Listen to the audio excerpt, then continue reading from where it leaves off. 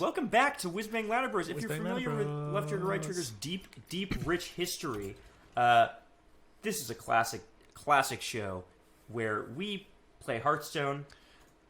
Using the Whizbang is Wonderful deck to see how we can do getting up and down the ladder in Hearthstone. But I have a treat for you. I was going to say, Greg, Hearthstone's not a game from 2019. It isn't, but they added this new mode. If you go into this mode section... Oh, what's this? Battlegrounds, you say? Boy, I thought I read about that somewhere. Maybe in the Up Next section on the stream? Why don't we take a look at what's going on? So, Hearthstone Battlegrounds is the, auto chess of Hearthstone. Auto chess is probably the newest game type that showed up on the scene this year. Yeah, it the last 2 years it's really been raising. There was a game literally called Auto Chess. Yeah. That kicked this off, and now everyone's trying to do an auto chess thing. I'm going to tell you this right now, and I don't know if this is true for everyone else here. I don't know what the fuck auto chess is. I don't really either. I just know this. I can break down what happens here. That's good. Why don't you give us the basics before? Yes, exactly. Give us the basics before I completely derail it with what we're actually here for. Sure. So So tell us about auto chess. So Hearthstone Battlegrounds follows within a lot of the same parameters of Hearthstone, where you can have only a maximum of 7 minions on the board on your side. But what will happen is you'll go into a lobby of you and 7 other people. Okay. You will randomly be chosen to do combat with one of those other people in the lobby, and whatever minions you have on the board will randomly attack other minions. Now, things like taunt, which forces minions to attack it, still applies. Okay. There are some ways to get around it. Really, mostly just one in Battlegrounds. But there's this whole mechanic of you need to buy minions. Okay. From Bob. Bob is from a lot of the solo adventures that happened in Hearthstone. So it's kind of been a fusion of almost a draft and the solo adventures. Okay. Every minion costs 3 to buy from Bob. You then play it. You can combine 3 of the exact same minion, including tokens that get generated from stuff, to make a golden one, which has all the combined stats and sometimes better effects than the original version, and will get you a minion of a tier above what your tavern tier is at. That's a whole thing of you can upgrade your tavern to get access to better minions. So what you're saying is it's basically you are setting things into motion, and then they are kind of auto playing out. Kinda. You kind of want to build something with some amount of synergies, so that they can build with each other. There's a lot of stuff of just doing a lot of Murlocs. Yeah. Because you can play one creature that will give all Murlocs +1/+1 or 2 health. So you're still deck building. You're still kind of deck building, but it's all very much on the board. Okay. So let's get into it. I want to see how this plays out. Well, I was also going to show out there's some stats you can see of different things. I could go through that, but yeah, let's just do a game. Yeah, I would like to see how this works. I also would like to see something else. What do you mean? Yeah, so I mean, the Hearthstone stuff is cool. Really, that's great. Auto chess, that sounds cool. But that's not the main reason we're here. I thought it was. No. So these are actually all. I didn't talk about this. Is that you pick a hero that you want to play at the beginning? Yeah. The curator's kind of cool because it gives you an amalgam, which is a 1/1 of all creature types.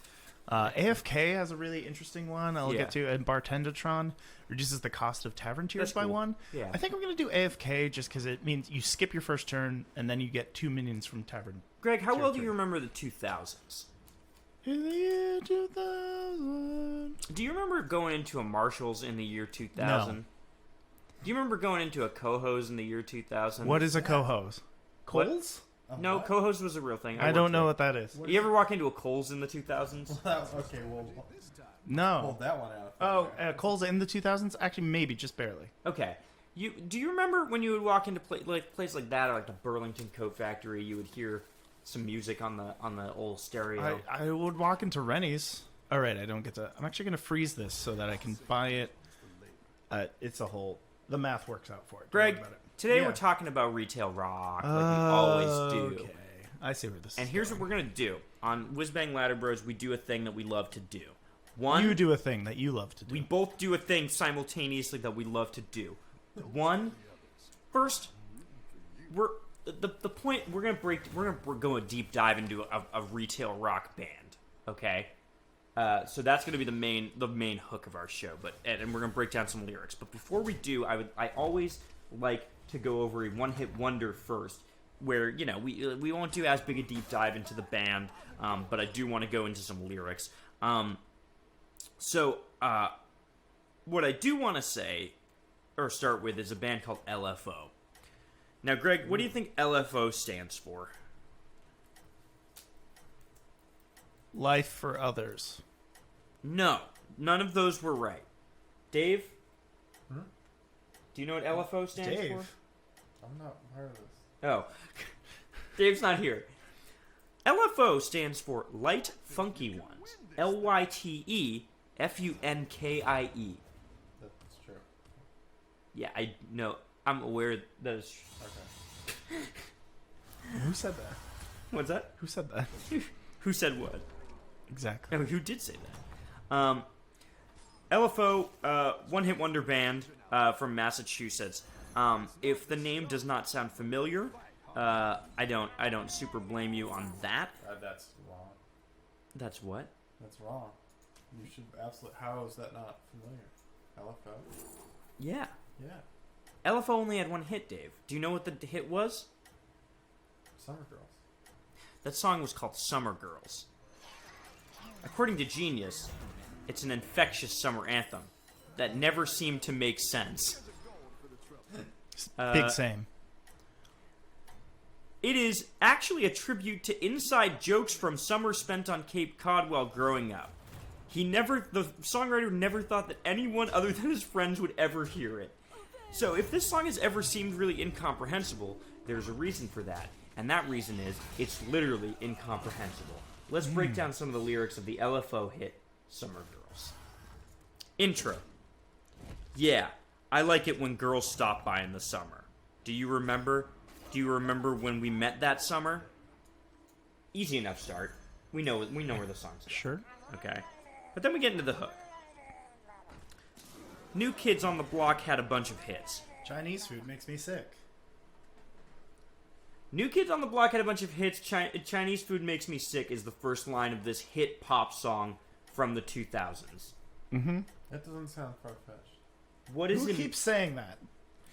The ghost Oh. of this apartment that you're in. The Ghost of the Oh. Sopranos. I'm so confused. I never knew about the inside joke element of this, but Uh-huh. it makes sense because those two lines are just nonsense otherwise. And I think it's fly when girls stop by for the summer. Okay. I like girls that wear Abercrombie and Fitch. I'd take her if I had one wish, but she's been gone since that summer. Here's the thing about this chorus. Mm-hmm. Most of it makes sense, but leading off with the New Kids on the Block and Chinese food lines is extremely confusing. Because what are you talking about? Why are you saying that? Okay. Verse 1. And remember, this is a kind of a rap to it. So we're gonna get a lot of lines in this one. Just stop me if you want to discuss something a little bit further, Greg. So I just made my first golden minion. And I'm choosing something, but I'm gonna grab this. This guy's really good. I don't think I'm gonna get to play him though. Just see what it was. Okay, hip hop, marmalade, spick and span. Met you one summer and it all began. Any questions there? Marmalade? Yeah, so luckily Genius has a notation for marmalade here, because I think they assumed that you would have that question. The note about that line is, a jam-like breakfast spread often put on toast. So That's genius. That's the note. What an ingenious insight. That's an insight. No, nothing else there. You're the best girl I ever did see. The Great Larry Bird, Jersey 33. Wow. Really dug deep for that one. Do you want a note on that one? No. You don't? Okay, because there's a note about Larry Bird number 33. No, I know who Larry Bird is. Okay. I did grow up in the Northeast. The note has 4 upvotes, so people found it helpful. It is just a definition of who Larry Bird is, though. The definition of Larry Bird is Larry Bird. When you take a sip, you buzz like a hornet. Billy Shakespeare wrote a whole bunch of sonnets. Wow. Do you want a little note about Billy Shakespeare? No? I know who Willie Shakespeare is. This one has 5 upvotes. Okay, give me it to me. Billy Shakespeare is actually the writer William Shakespeare. Okay. He is famous for writing sonnets, a type of poem. Sonnet 18 is one of his most famous. And then there's a picture of him. Is there a citation for Sonnet 18? Sonnet 18 does go to a different Genius page. Okay, good. That is specifically for Sonnet 18. Well, what does it say? Shall Let's I chase this rabbit hole down the hole. This is the most famous Chase a rabbit hole down a hole. This is the most famous of Shakespeare's sonnet sequence, and possibly the most famous poem in the English language. The argument is simple. The poet compares his lover to summer, arguing that he or she summer? Is In the summer? In the summer. Oh. Yeah. Because this is, shall I compare thee to a summer's day? Do you think they meant that? I think they did. Okay. I think that's pretty obvious, G, and that's kind of short-sighted of you. You know not what? to That see line it. is actually has a little more sense to it than I thought. Unlike this, call me Willie Whistle, cause I can't speak, baby. Do you want a notation on that? Yes, actually. Okay, this one has 2 upvotes, so not as helpful to people. Willie Whistle was a clown who could not speak in the 1980s local television show, The Willie Whistle Show. The show aired on WSBK out of Boston. Okay. That's it. Okay. That's a good line to just throw in. Call me Willie Whistle, because Wow, I so can't this is speak. all very regional. It's all inside jokes about Massachusetts. It's not so much inside jokes, but just regional, like, things. Yeah. Call-outs. Yeah, it's not really anything. Call me Willie Whistle because I can't speak, baby. Something in your eyes really drove me crazy. That line I understand. Now I can't forget you and it makes me mad. Left one day and never came back. Stayed all summer, then went back home. Macaulay Culkin was in Home Alone.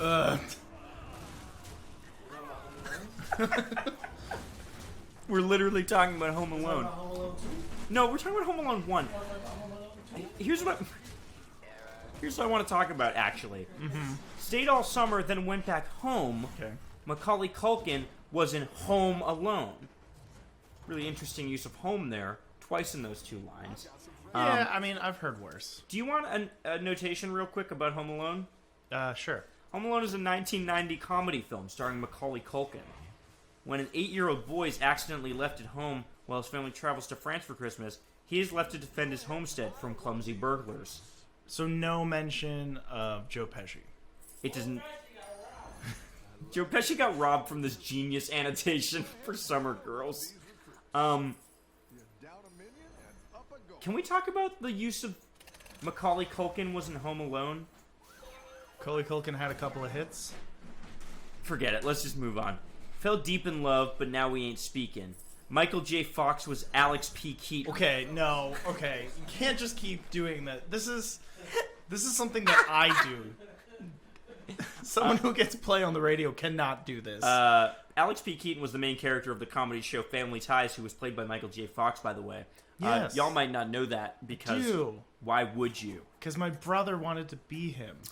When I met you, I said, my name is Rich. You look like a girl from Abercrombie and Fitch. The writer of the song is named Rich. Yes? I like girls that wear Abercrombie and Fitch. Yeah, okay. I take it. Like, yeah. Yeah, so they like set up the chorus there. Yeah. Sure. Then we have the chorus again. Oh boy. Then we get into verse 2. Yeah. Cherry Pez, Coke Crush, Rockstud Boogie. Used to hate school, so I had to play hooky. What's happening? Cherry Pez, Coke Crush, Rockstud, or Boogie? What's Boogie? What's Rockstud? I think Cherry Pez is Pez. I think that's Pez. What the fuck is Coke Crush? I think those are Teenage Mutant Ninja Turtles. Yeah, no, it's Bebop and Bebop. Rocksteady. Used to hate school, so I had to play hooky. Good fact to know. Thank you. Yeah. Always been hip to the b-boy style. Known to act wild and make girls smile. Okay. That one makes sense. Does it? Love New Edition and the Candy Girl. Reminds me of you because you rock my world. I mean, it's good to know that he loves New Edition and the song Candy Girl by New Edition. Candy Girl. Some interesting commentary here. You come from Georgia where the peaches grow. They drink lemonade and speak real slow. I guess just a thought about Georgia. So you can freeze what's in the shop if you want it to be back here. Like, I'm out of gold, but I would like this minion when I come back to buy that. And I'm against the person who's in last place with only 1 health. Though they have demons, which... Here's something. Yeah? You love hip-hop and rock and roll. Dad took off when you were 4 years old. Kind of a fucked up thing to say in this love song about this person. You don't really dig that shit up for no reason. Just to say facts about the person. Mm-hmm. You could just not do that one. Really recovers after that though by saying there was a good man named Paul Revere. Okay. This is a reference to the Beastie Boys' Paul Revere. Sorry, real quick. This is a reference to the Beastie Boys' Paul Revere, according to Genius. I disagree. And then it says, or there it is. Mr. Cronin just has mad love for the Boston area of his upbringing. Paul Revere being a local historical figure. Yeah, I think it's that one, considering all the other references in this GD song. He does say, there was a good man named Paul Revere. I feel much better, baby, when you're near. So that's good. It's good that, it's good to be reminded that there is a good man named Paul Revere. I got some unlucky attacks here. I really like these 2 lines. You love Fun Dip and Cherry Coke. I like the way you laugh when I tell a joke. I forgot about Fun Dip. How old are the people in the song? Now or then? No, then. Is it supposed to be like teenagers? Well, yeah, because they were cutting school. Yeah, they're playing hooky. Yeah. So maybe this is like reflecting on childhood a little bit. Maybe I'm not giving enough credit for just kind of being a childhood antics here. I also really do like the line. It's just so sincere. I like the way you laugh when I tell a joke. Yeah, that is nice. That's nice. It's nice. When I met you, I said my name was Rich. You look like a girl from Abercrombie and Fitch. Hook. Oh, there's a third verse. Oh, and there's a bridge, and then okay, so we got a little bit left. Let me just get through this. Verse 3. In the summertime, girls got it going on. Shake and wiggle to a hip-hop song. Oops. Summertime girls are the kind I like. I steal your honey like I stole your bike? Hey, what genre is this song? Pop.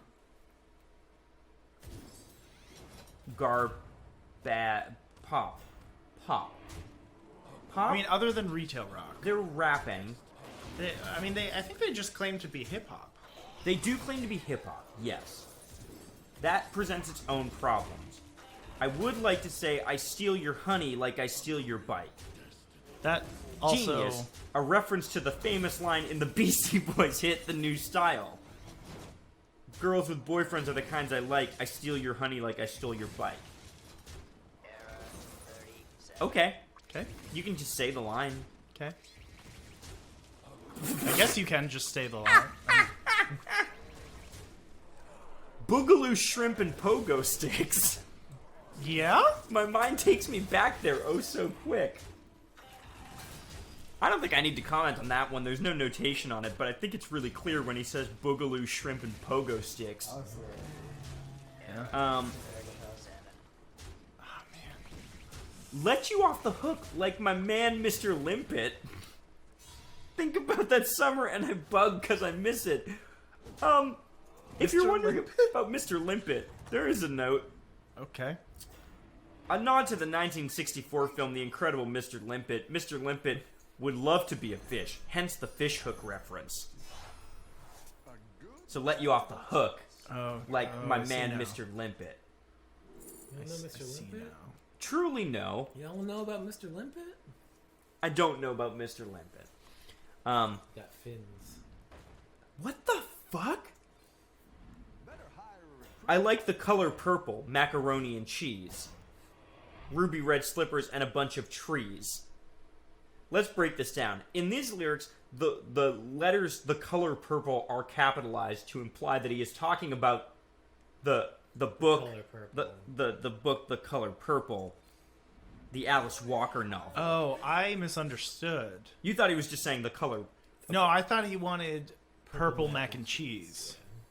By the way, chat saying if you like this game mode, you should try Teamfight Tactics. Have you tried Teamfight Tactics? I've not tried it yet. I am curious about actually checking it out, though. Yeah. I've tried a couple things. I actually recently tried, what's it, Legends of Runeterra? Also a Riot Games jam. It's their card. It's their card game. Yeah, I like the color purple macaroni and cheese. Like it was just like, here are some things I like: macaroni and cheese, and the book The Color Purple, and then ruby red slippers. Why? Okay, and a bunch of trees. Not all of them, just a handful of them. Just a bunch. Just some of them. Call you up, but what's the use? I like Kevin Bacon, but I hate Footloose. No comment? No comment. No. Came in the door, I said it before. I think I'm over you, but I'm really not sure. Just write the lines like that. Teamfight Tactics and Legends are arriving to mobile soon. Oh, sweet. I didn't know that. Yeah. I feel like these games are like built for mobile, right? One of the things that actually kind of worries me is that they're saying that Magic the Gathering Arena is going to go to mobile. Ooh. And I've seen some interactions in that game that would blow up my phone. Yeah. Like, I can imagine. There's just a certain amount of like, I don't know. When I met you, said my name was Rich. You look like a girl from Abercrombie & Fitch. Then we get to the hook. Then there's a bridge. Some are girls come and some are girls go. Some are worthwhile and some are so-so. This Dr. Seuss shit. Some are girls come and some are girls go. Some are worthwhile and some are go-go. Summer girls got it going on. Shake and wiggle to a hip-hop song. Summer girls are the kind I like. I steal your honey like I stole your bike. Really just decides to reprise some of the worst lines in the song there. And then we get another chorus, and that is the song Summer Girls by Light Funky Ones, LFO. This was a hit song. This was a hit song. This was a huge hit song. And I recall it being a big deal. You have the album? Right here? League of Legends itself is going to be on mobile this year? Oh. How is that going to work? Don't know. Ooh. Ooh, Dancing Daryl. That'll be crazy. Still rank 3, which means that he can be a real poop stick. Greg, any thoughts about that song that you'd like to share? I remember at the time, it was one of those ones. It's like, yeah, it's a song, and then I like listened to it and heard it enough times. I was like, this is weird. What is the song? And I feel like I had the opposite reaction to the what's the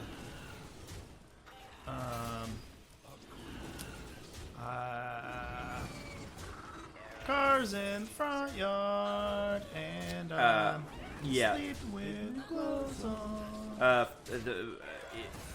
Some Came through the window 86? What? last night. That song. I feel like I had the My opposite. Own version. Worst Enemy by Lee. Yeah. Yeah. Which is a great song. Yeah. I want to take a deep dive, but I think if there's stuff you want to tell us about the game first, I think this is a good time. This one's, finishing up for me. I think my goal when I play this is to at least get top 4. Because that way you get rank.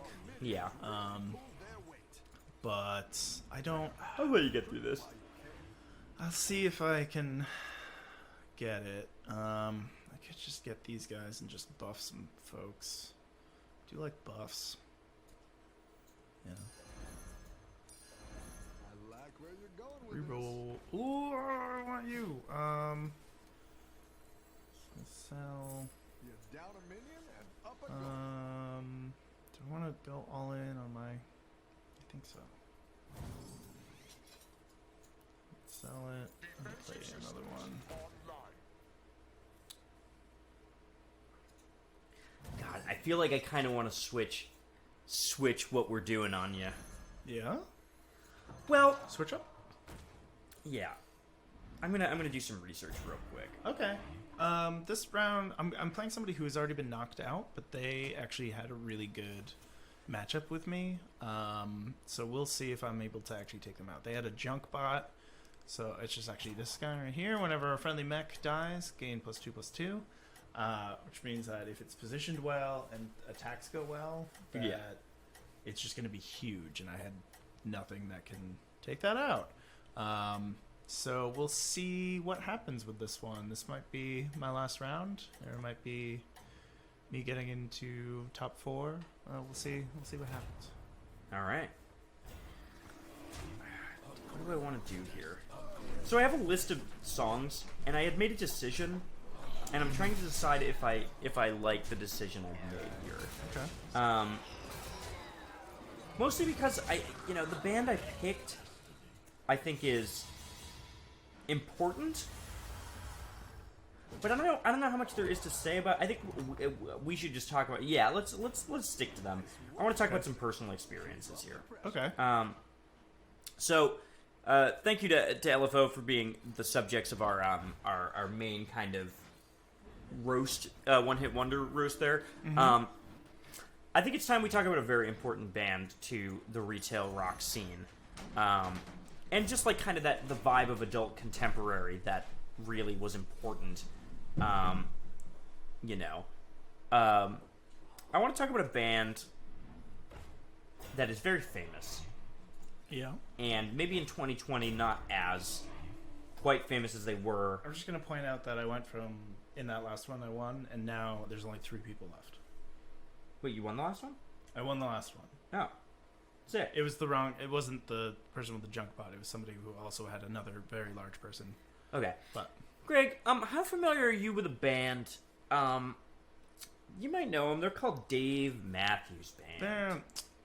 Bam, bam, bam, bam, bam, bam. Is that Party Puss? Bam, bam, bam. He wakes up in the morning. Huh. Rushes to get just and he's rolling. I'm singing the actual lyrics. Dave Matthews Band. Dave Meowthews? Are they Christians? Let's find out. I think not. I think they are not. almost overtly not. Let's find out. Same with like Grave Digger. Oh, one of the other big things that is different about this game mode versus regular Hearthstone is that you can just reposition your minions at will until you go into, while you're in the lobby, until you go into fighting. Normally you can't do that. So there are certain decks that you can play that positioning is very important. And you have to think about that before you start setting them in. We'll see if I don't think I'm gonna do well against Toki. Okay. A lot of So mix. there's not a lot of like background of Dave Matthews Band I want to talk about. I kind of just want to talk about how like gigantic this band was, like, initially. Okay. This band, when I was growing up in the 90s, were like, truly felt like the most famous band in the world. Yeah. And were they? Or was I just not? No, they were huge. I want to say, like, they and, like, Bare Naked Ladies kind of both did a lot of the same, or played to the same groups, Right. if that makes sense. Yeah, for sure. But, like, Dave Matthews is so fascinating because, like, they're a jam band. They're a jam band, and they got popular from, like, people swapping tapes, similar to, like, the Grateful Dead and Fish. Yeah, they were in that lineage of it, and I think they're still huge, and I think like they still have that kind of like Fish or Grateful Dead-ish following, where it's like, you know, people just kind of travel the world to see Dave. I'm getting knocked out here. Are you? Yep. Third Sorry. place, though, is pretty good, though. That was pretty good. And it was always very weird to me. It was always very, very weird to me that Dave's Matthews band was as big as they were growing up. Because they were just kind of like Dave Matthews Band. I think it was a different sound, though. Right. Yeah, I want to break this down. Like, what I liked made them at the time. Was that? I liked them at the time. What did you like about the Dave Matthews Band? Because I never got into them, despite everything. I don't know. It's just a fuller sound with more like. I don't know. It's similar to when people look at. I would say it actually. I know they're a jam band, and it's a weird comparison doing this, but I think they had the notoriety of like Bruce Springsteen and the E Street Band, where it's like there's one person in the front, but if you got to know them well enough, you know the people who played everything in the back, right? And yeah, and it just had like an energy around them. Yeah. Because it wasn't just, you know, rock and roll. It was like sax and I don't know. They seem to also just have a fun feel. Yeah. And I think look, usually on the old Whizbang Ladder Bros, a show that is explicitly entirely about this and nothing else, the music part. I think you mean 5 for 5 for fighting. 5 for 5 for fighting, right? I forgot. 5 for 5 for fighting is the show within Whizbang Ladder Bros. That's right. Usually we kind of just like drag an artist for being kind of like bad at writing lyrics. I don't think that's not what we're doing in this section. This is more of like a Dave tribute episode because I think very, very talented group of musicians. But I think the question I want to answer by the end of this is, are they good actually? And we might end up saying yes, and I think we're going to go through some lyrics to decide that. So it's not we're not necessarily going to break down these lyrics as like, wow, here's something stupid they said, but like let's break down if these are good lyrics. Period. Okay. Right. So, I picked the song "Crash Into Me." Okay. This was a classic song by the Dave Matthews Band that was all over retail. This is probably like actually a 90s song. There's a particular line in this song I'm just remembering. I said that I liked this band. Yeah. And I was told that it was a dirty song because of a particular line. Interesting. Okay. And that he should be ashamed of himself. The big thing about Dave Matthews Band, as opposed to like all the other bands that we usually talk about, is that not Christian, very agnostic. A lot of these bands that we talk about with retail rock, we look into them and they essentially like began as Christian rock bands, which makes sense because it's like retail radio is just going for like the most kind of inoffensive music as possible, so that people aren't like upset. So it would make sense that you would pick like a very clean band. What are you chewing on? Almonds. Oh shit, there are almonds? Yeah. It's been almonds. Oh, I should eat some almonds. Okay. Let's decide collectively if the lyrics of Crash Into Me are good. And they might be. We'll decide. You've got your ball, you've got your chain tied to me tight, tie me up again. Is that the lyric that was dirty? No. Okay. Who's got their claws in you, my friend? Into your heart, I'll beat again. Sweet like candy to my soul. Sweet you rock and sweet you roll. That line's bad. Everything's been fine so far. Sweet you rock and sweet you roll is not great. Yeah. Lost for you, I'm so lost for you. Oh, when you come, crash into me. And I come into you. And I come into you. In a boy's dream. In a boy's dream. Okay.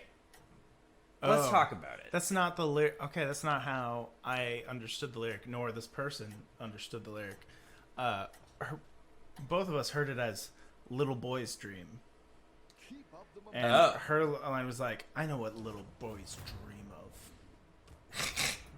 Well, okay, wait, she's not wrong, though, because I think the line, and I come into you, is supposed to be a sex thing. Yeah. Genius notes about this chorus, it has been suggested, and this has 13 upvotes, so you know it's fucking legit. Oh. It has been suggested that the track is about a peeping Tom, namely for this section. The singer wants a boy's dream, something generally sexual, to come true. The pair crash into each other sexually and mentally and reach their peak. It's a combination of both a childhood idea of sex and a man's idea of passion. Okay. Okay. In a boy's dream doesn't really get that across. I don't think. Necessarily. The use of boy is very weird. Yeah. How many people use Genius? A lot. It's a big service. So 13 upvotes isn't much. No, not necessarily. Okay. Genius is more for, like, hip-hop lyrics. I was just trying to understand if you were being earnest with that. 13, so you know it's good, or I don't sarcastic? necessarily think so. Okay. Verdict on this so far, I think the lyrics are fine, but maybe misguided a little bit. Yeah, I would concur. Yeah. Some clunkers in here, sweet you rock, sweet you roll, whatever. In a boy's dream is just like, I don't know, homie. I really don't know about that. A short second verse. Touch your lips just so I know. In your eyes, love, it glows so. That's bad. As a clunker. Dave, that's a clunker. David Matthews. That line, not so good. I'm bare-boned and crazy for you. That's that whole verse. 3 lines. Concise. To the point. To the point. Get into the chorus. Oh, when you come, crash into me. Yeah, baby. When I come into you in a boy's dream. Really don't like the chorus upon reading the lyrics of the chorus. Yeah. Don't like it at all. Dave, bad. Don't like it. Get what you're going for. Don't like it. Okay. Verse 3. We got 4 verses and an outro in this song. If I've gone overboard, then I'm begging you to forgive me for my haste. When I'm holding you so, girl, close to me, and you come, crash into me, baby, and I come into you. That's bad. This is bad. This is all a sex. This is sex. No subtlety. This is overtly a sex. Overtly a sex. The thing is, he talks about this song as being about, like, a stalker and, like, a peeping Tom. Oh. I don't really get that vibe so much as just he's singing about sex with a girl in this. I mean, I could... yeah, it's like one of those things, like, where Dave's saying that of, like, oh, it's about a... Yeah. Yeah, we are getting... The next... Chet's at 50 Shades of Dave Matthews. This next verse is really going to dive into that, and I think it's where we're going to make a decisive decision about Dave in this. Oh, boy. And I do say that menacingly. Whoo, boy, you ready? No. Spiritually, no. But let's do it. Spiritually and sexually. Hike up your skirt a little more and show the world to me. And in case you weren't sure, he does repeat that twice. Hike up your skirt a little more and show your world to me. A boy's dream. In a boy's dream. 100% don't like it. 10,000% do not like it. Yeah. Do not like the line, Dave. Again, know he's writing from the perspective of a creeper. I get it. It doesn't come across unless you know it. Only comes across if you know it. Song does not communicate that idea well. Also, hike up your skirt and show the world to me. Very weird line. Yeah. Very weird. Oh, I watch you there, through the window, and I stare at you. You wear nothing, but you wear it so well. Again, get the character he's writing. Comes a little bit too late in the song. Okay, Dave. Never realized that this was what the song was about, by the way. I didn't either. It's very weird. This was a hit. This played in, like, retail stores. Yeah. And it's not... It's very not chill. Compared to some of the other songs that we go through that are just innocuous. Tied up and twisted, the way I'd like to be. For you, for me, come crash into me. Baby, come crash into me. Yeah, crash into me, crash into me. Don't like the fourth verse of the song. No. Feel like he needs to make it much clearer early on that the song is about Stalker Boy. Yeah, like the bonus track on Green Day's Dookie does a better job. All by myself? Yeah. It's a great track. Yeah, because that makes it clear immediately. And, like, the tone of the song is a joke. So you're like, oh, okay, like, this is, Yeah. like, a jokey situation. And we get how the songwriter feels about it. Mm. Like, I've always just heard the song as, like, a Dave Matthews, like, romance song. Like, the tone of it, everything is just, like, you know. Yeah. Do you think it... Now, do you think Dave was intentionally going for that, like with the whole stalker thing, do you think going for the, oh yeah, like the police song, Every Breath You Take? Sure. Yes. It's definitely trying to be the new Every Breath You Take. You're absolutely right. But I feel like that song's more graceful, right? Yeah. Because then you look at the lyrics and you're like, oh yeah, this is explicitly somebody creeping. Yeah. Yeah. And I guess that's what he's trying to do here, but I But don't it think he doesn't come does it because, like, I across. just think some of these lines are really weird. There's an outro to this song which has, like, the classic line. King of the castle. Yeah.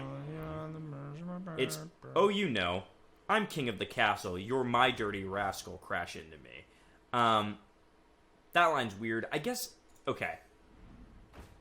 So in A Boy's Dream, I guess ties back to this, right? So that line comes back here where it's like, is a childhood, like, nursery rhyme type thing here. Mm-hmm. So, like, I don't know. I guess the idea is that it's like a young kid in this song who's a stalker of women, which is also weird and complicated.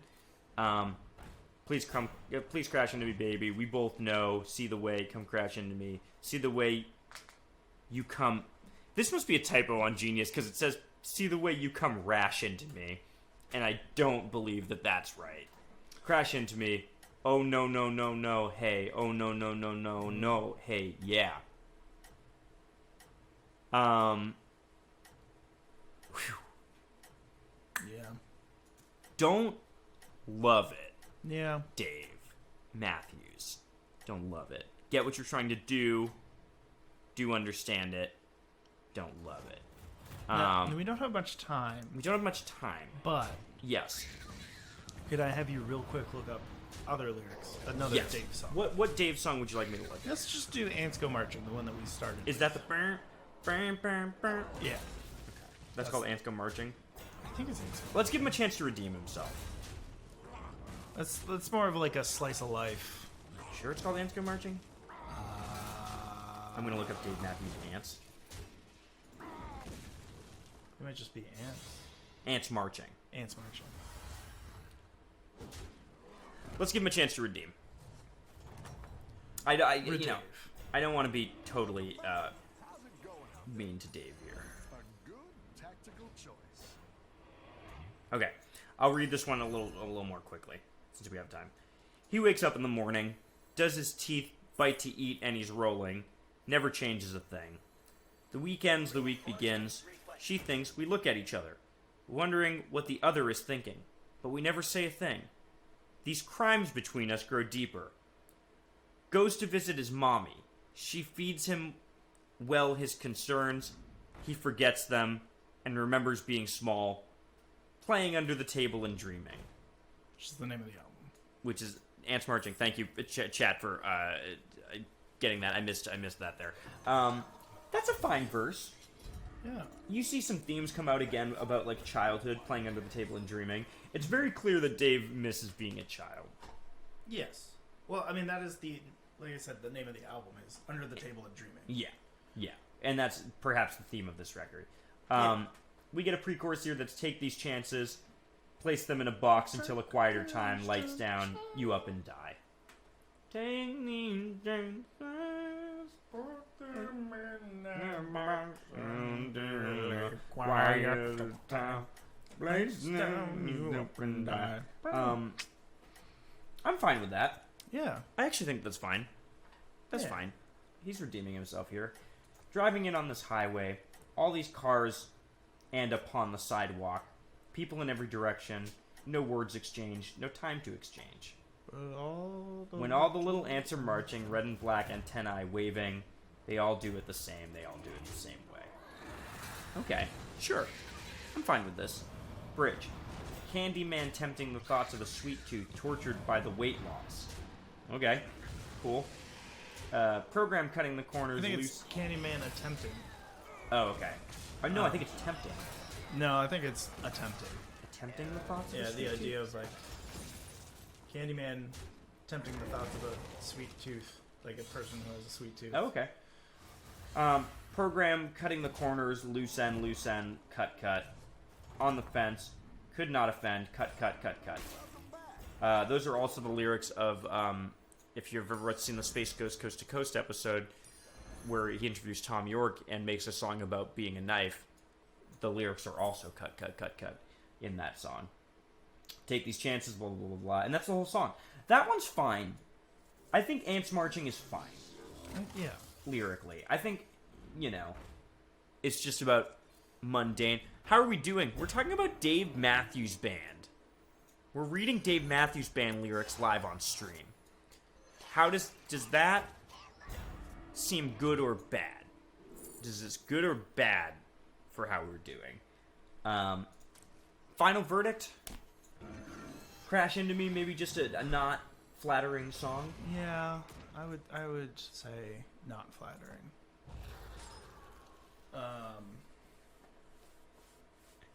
I missed the musical act because I was arguing with a friend about why they can't vote for Bloomberg.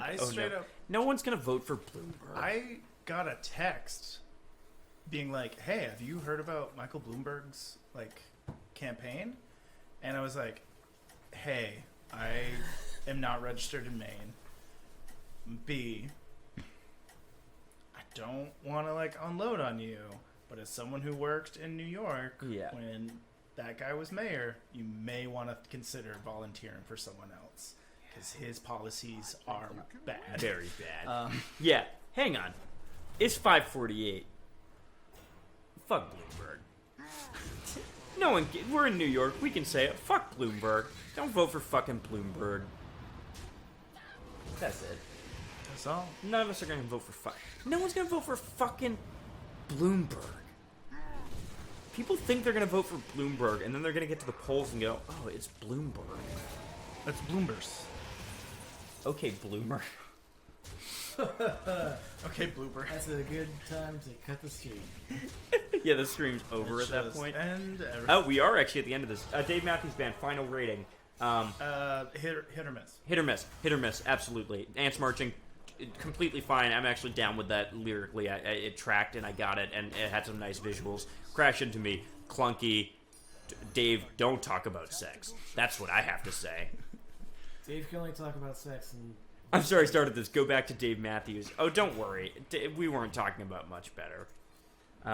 Dave Matthews should not talk about sex.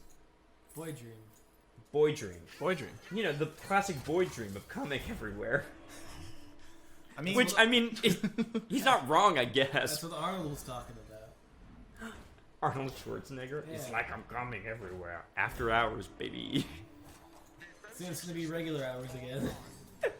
Oh my god, it's about to be Looping 6 back a.m. around. Holy shit. Where's the sun? I need to see the sun. We have to Marie Kondo a warehouse. Yeah. That's true. Oh, yeah. I'm probably about to get knocked out, but I got top 4 again. That's alright, because it's 550. It's 550. Did Dave go to sleep? No, he's in the room. Step away. He was watching anime Oh, over here. yeah, I know. I looked over. You know, we just have to get some anime in. I'm probably going to get knocked out by this person. What do you think of Dave Matthews? I've never liked Dave Matthews. Me neither. I respect the craft, I guess. Dave Matthews eliminated whatever goodwill he had. I mean, at least for all the people that I knew that were like, oh yeah, I like Dave Matthews. All that goodwill disappeared when his tour bus dumped a bunch of shit on a bunch of pedestrians in Chicago. Whoa. Oh, really? Yeah. Shit. Yeah. Like actual poop? Yeah. Yeah. Whoa. Yeah. David. Got David Matthew. David Matthew. All right. Got. We were talking about how Dave Matthew poured a bucket of shit on everybody. His bus did in Chicago when it was going over a bridge. All right. I'm going to go up. Yeah. I'm going to go to the couch. That's Hearthstone Battlegrounds, baby. That's auto chess. And that's Dave Matthews.